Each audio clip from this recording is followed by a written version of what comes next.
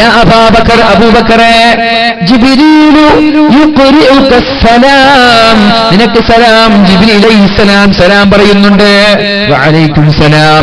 എന്നിട്ട് അല്ലാഹുവിന്റെ ഹബീബ് പറഞ്ഞു, അല്ലാഹു ചോദിക്കുകയാണ്, സിദ്ദീഖേ, നിന്റെ അസുഖം ഭേദപ്പെട്ടോ, നിന്റെ അസുഖം ശിഫയായോ എന്ന് അല്ലാഹു ചോദിക്കാൻ പറഞ്ഞിട്ടുണ്ട്. നിനക്ക് എന്ത് അസുഖമായിരുന്നു സിദ്ദീഖേ ഉണ്ടായിരുന്നത് എന്ന് അല്ലാഹു ചോദിക്കുകയാണ് സിദ്ദീഖ് തങ്ങളോട്. നബിയേ, 8 വർഷത്തോളമായി എന്റെ അണപ്പല്ല് അസഹനീയമായ വേദനയായിരുന്നു നബിയേ, എന്റെ അണപ്പല്ലിൽ വല്ലാത്ത വേദനയുണ്ടായിരുന്നു നബിയേ, അസഹനീയമായ സഹിക്കാൻ പറ്റാത്ത വേദന എന്റെ അണപ്പല്ലിൽ ഉണ്ടായിരുന്നു നബിയേ എന്ന് പറഞ്ഞപ്പോ അല്ലാഹുവിന്റെ ഹബീബ് ചോദിച്ചോ, അല്ല സിദ്ദീഖേ, എന്നോടത് പറയാമായിരുന്നില്ലേ? എന്നോട് പറഞ്ഞൂടായിരുന്നോ? പല്ലുവേദന എന്റെ നിഴലായി തണലായി എന്റെ കൂടെ നടക്കുന്ന നിനക്ക് എന്നോടൊരു കാര്യം സൂചിപ്പിക്കാമായിരുന്നില്ലേ? അപ്പോഴാണ് സിദ്ദീഖ് തങ്ങൾ പറഞ്ഞത്, കൈഫ അസ്തകീ അനിൽ ഹബീബി ഇലൽ ഹബീബ്, നബിയേ, എന്റെ സ്നേഹിതനായ അല്ലാഹു എനിക്ക് തരുന്ന രോഗത്തെ ഞാൻ എങ്ങനെയാണ് മറ്റൊരു സ്നേഹിതനോട് പറഞ്ഞു കൊടുക്കുക? എനിക്ക് പടച്ചോൻ തന്ന രോഗം, അള്ളാഹുവിന്റെ സ്നേഹിതനാണ്, ആ സ്നേഹിതൻ തന്ന ഒരു രോഗം മറ്റൊരു സ്നേഹിതനോട് ഞാൻ എങ്ങനെയാണ് നബിയെ പറഞ്ഞു കൊടുക്കുക? ഇതാണ് രോഗം വരുമ്പോൾ നമ്മൾ ചെയ്യേണ്ടത്. നാട്ടുകാരോടൊക്കെ പറഞ്ഞു നടക്കണ്ട. ഫോൺ വിളിച്ചിട്ട് ഗൾഫിലേക്കും നാട്ടിലേക്കും കണ്ട ആളുകളോടൊക്കെ എങ്ങനെയാണ്, സുഖാണോ? എന്ത് സുഖം, നടക്കാൻ കഴിയുന്നില്ല, നടുവേദന, നിസ്കരിക്കാൻ കഴിയുന്നില്ല, തിന്നാൻ കഴിയുന്നില്ല, ഉറക്കില്ല, പറയണ്ട. അത് പടച്ചവനോട് പറയും. എന്തിന് നാട്ടുകാരോട് പറയുന്നത്? അവർ ശിവ തരോ, അവർ സുഖം തരോ? ഏതെങ്കിലും ഒരു നാട്ടുകാർ ഇന്ന് വരെ സുഖം തന്നിട്ടുണ്ടോ? അവർക്ക് സന്തോഷം, മാഷാ എനിക്ക് അതന്നെ വേണം, നീ ചെറുപ്പത്തിൽ എന്തൊക്കെ കളിച്ച് എനിക്ക് അത് വേണം, ഇത് മാത്രം പോരാ, ഇതിനപ്പുറം വേണം പ്രാർത്ഥിച്ചിട്ട് അവർ പോവാ. അതുകൊണ്ട് നാട്ടുകാരോട് പറയാൻ നിൽക്കണ്ട, അള്ളാഹുവിനോട് പറയും. അള്ളാഹുവിനോട് പറഞ്ഞാൽ ഇൻഷാ അല്ലാഹ് നാളത്തെ സ്വർഗം നമ്മൾക്കുള്ളതാണ്. അള്ളാഹു നൽകുമാറാവട്ടെ. പനി പിടിച്ച് പിറുപിറുത്തുകൊണ്ടിരിക്കുന്ന ഒരു സഹാബി വനിതയുടെ സമീപത്തേക്ക് അള്ളാഹുവിന്റെ ഹബീബ് കടന്നു വരുമ്പോൾ പിറുപിറുക്കാൻ, ഹലാക്കിന്റെ പനി അങ്ങനെ പറയാ. നമ്മൾ പറയില്ലേ ഹലാക്കിന്റെ പനി, ഹലാക്കിന്റെ ഔരങ്കഞ്ഞല്ലേ, ഹലാക്കിന്റെ പനിയാണ്, ഹലാക്കിന്റെ പനി, ഒരു ശത്ത പനി, എന്ത് പനി പഠിച്ചോനെ എന്നൊക്കെ പറഞ്ഞിട്ട് ഇങ്ങനെ പിറുപിറുക്കാണ് ഒരു സ്വഹാബി വനിത. അപ്പോഴാണ് അല്ലാഹുവിന്റെ ഹബീബായ മുഹമ്മദുർ റസൂലുള്ളാഹ്, അല്ലാഹുവിന്റെ ഹബീബ് അവിടേക്ക് കടന്നു വരുന്നത്. നബി തങ്ങൾ ചോദിച്ചു, മാലകി തുസഫീൻ, എന്തിനാണ് ഇങ്ങനെ പിറുപിറുക്കുന്നത്? നബിയേ, അൽ ഹുമ്മാ ലാ ബാറകല്ലാഹു ഫീഹാ, ഒരു ചാത്ത പനിയാണ് നബിയേ, ഒരു ഹലാക്കിന്റെ പനിയാണ് നബിയേ.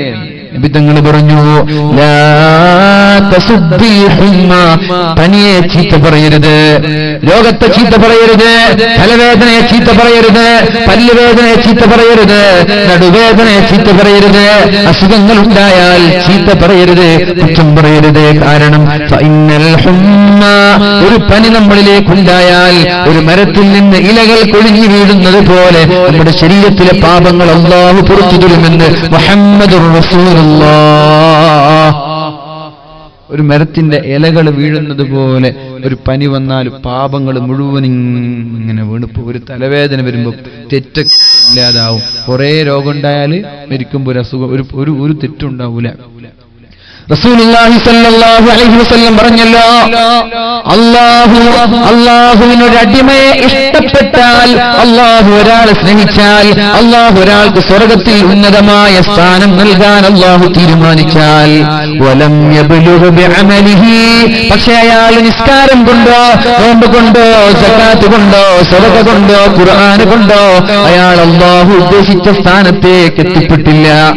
ഇന്നലിൽ ജന്നതി മിഅത ദറജ, സ്വർഗത്തിന് 100 തട്ടുണ്ട്, സ്വർഗത്തിന് 100 തട്ടുണ്ട്. 8 കവാടങ്ങളും 100 തട്ടുകളുമാണ് സ്വർഗത്തിനുള്ളത്. ഒരു കവാടത്തിന്റെ ഇടയിൽ 500 വർഷത്തെ വഴി ദൂരമുണ്ട് എന്ന് ശഫീഉനാ റസൂലുള്ളാഹ്. 8 കവാടം, 8 വാതിൽ, ആ വാതിൽ ഒരു വാതിലിന്റെയും മറ്റേ വാതിലിന്റെ ഇടയിൽ 500 വർഷത്തിന്റെ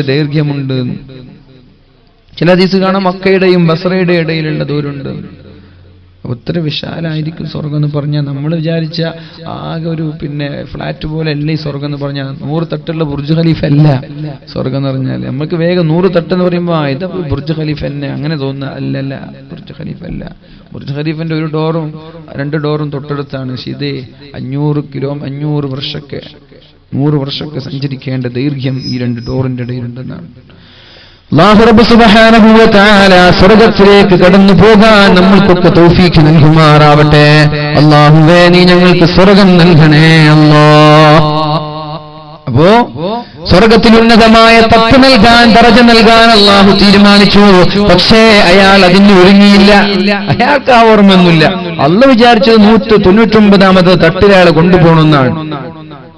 പക്ഷെ അയാൾ അതിനുള്ള ഒരുക്കങ്ങൾ, അയാൾ ഇങ്ങനെ ബടായും പറഞ്ഞ് നടക്ക, നാട്ടില് മടക്കി കുത്തി ഇങ്ങനെ തുമ്മാൻ ഇങ്ങനെ ബിട ഇങ്ങനെ നടക്കന്നെ. പക്ഷെ എവിടെ എത്തണ്ടേ? അല്ലാഹു ഉദ്ദേശിച്ച സ്ഥലത്തേക്ക് മൂപ്പർ എത്തണ്ടേ? എങ്ങനെയാണ് എത്തുക? അദ്ദേഹത്തിന്റെ ജീവിതത്തിന്റെ അവസാന ഭാഗങ്ങളിൽ അല്ലാഹു അയാളെ മാരകമായ രോഗം നൽകും. സഹിക്കാൻ കഴിയാതെ വേദനാജനകമായ രോഗം നൽകി അല്ലാഹു പരീക്ഷിക്കും. ആ രോഗം വരുമ്പോൾ അവൻ ക്ഷമിക്കും. അങ്ങനെ ക്ഷമിക്കുമ്പോൾ 2, 3, 4 വർഷം രോഗം വന്ന് രോഗിയായി കിടക്കുമ്പോൾ കഴിഞ്ഞ കാലങ്ങളിൽ ചെയ്ത എല്ലാ പാപങ്ങളും അല്ലാഹു പുറത്തു കൊടുത്ത് ഈ രോഗം കാരണം അല്ലാഹു അവന്റെ ദറജ അധികരിപ്പിച്ച് ഒരു തെറ്റുപോലും ഇല്ലാത്ത അവസ്ഥയിലാണ് അല്ലാഹു അയാളെ മരിപ്പിക്കുന്നത് എന്ന് ശഫീഉനാ റസൂലുള്ളാഹ്. അല്ലേ, മഹാന്മാരൊക്കെ പെട്ടെന്ന് മരിച്ചു പോവാറില്ല. കുറച്ച് രോഗിയായിട്ടാ മരിച്ചു പോവാ. കുറച്ച് രോഗിയായിട്ട് കിടക്കും, പിന്നെ മരിച്ചു പോവാ. എന്തിനാണ്? അവർക്കൊന്നും കൂടി സ്ഥാനം, കാറ്റഗറി, കാറ്റഗറി കൊടുക്കാനാണത്. 1 മാസം രോഗിയാകും, ഒരാഴ്ച രോഗിയാകും. ആരെപ്പോ രോഗിയാതെ മരിച്ചു പോയത്? എല്ലാവരും പെട്ടെന്ന് മരിക്കൽ കുറവാണ്. മഹാനായ മാനു ഉസ്താദിനെ പോലെയുള്ള ചെറുശ്ശേരി സൈനുദ്ദീൻ മുസ്ലിയാർ, നമ്മുടെ ആദരണീയരായ ഉസ്താദിനെ പോലെ മഹാനായ ശംസുൽ ഉലമ കൂട്ടുമല ഉസ്താദ്, കോയക്കുട്ടി ഉസ്താദ്, എല്ലാവരും മരിക്കുന്നതിന് മുമ്പ് ആഴ്ചയോ മാസങ്ങളോ രോഗിയായി കിടന്നിട്ടുണ്ട്. അതെന്തിനാ? കാറ്റഗറി കൊടുക്കാനാണ്. അല്ലാഹു അവരുടെ കൂടെ സ്വർഗ്ഗത്തിൽ ഒരുമിച്ച് കൂടാൻ നമ്മൾക്ക് തൗഫീഖ് നൽകട്ടെ.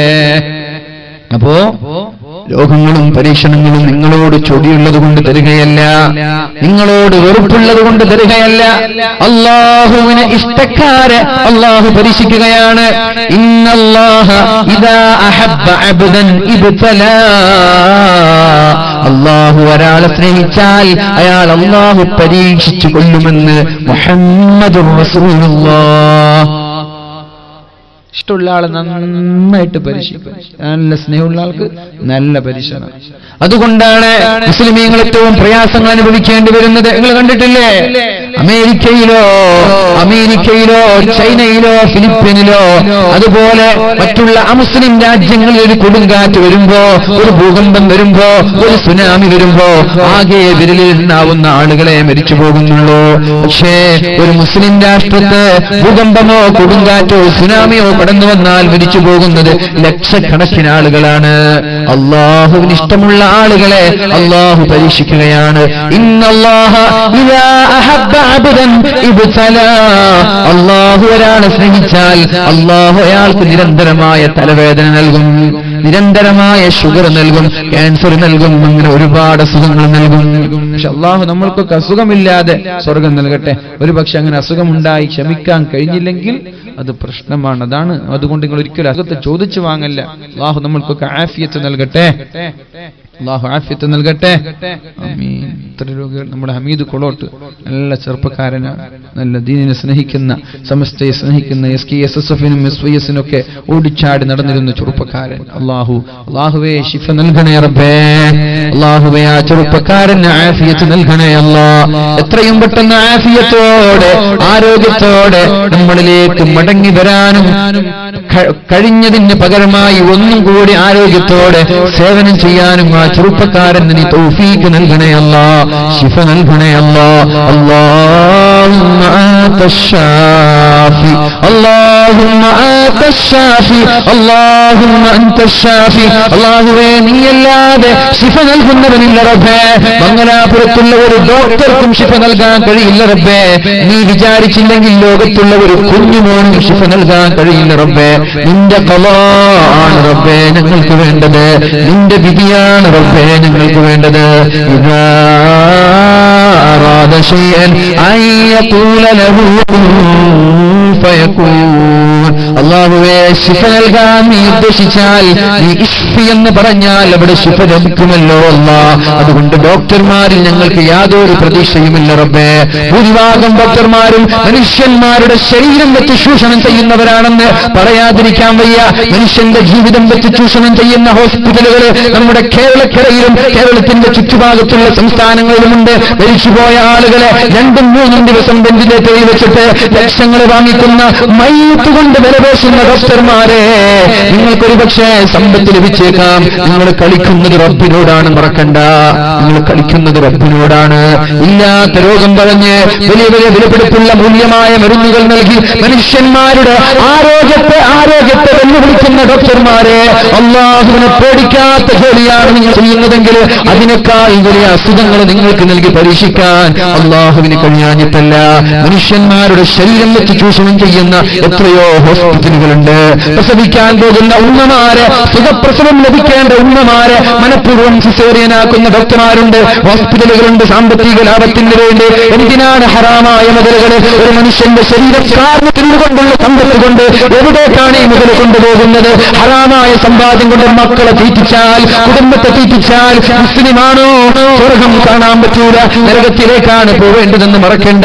ഏതായാലും അല്ലാഹുവേ, ഈ ഡോക്ടർമാരിലല്ല ഞങ്ങൾക്ക് വിശ്വാസം, നിന്റെ വിശ്വാസം കൊണ്ട് ചോദിക്കുകയാണല്ലോ. ശിഫ കൊടുക്കണേ അല്ലാ, ശിഫ കൊടുക്കണേ അല്ലാ. അല്ലാഹു ശിഫ നൽകട്ടെ.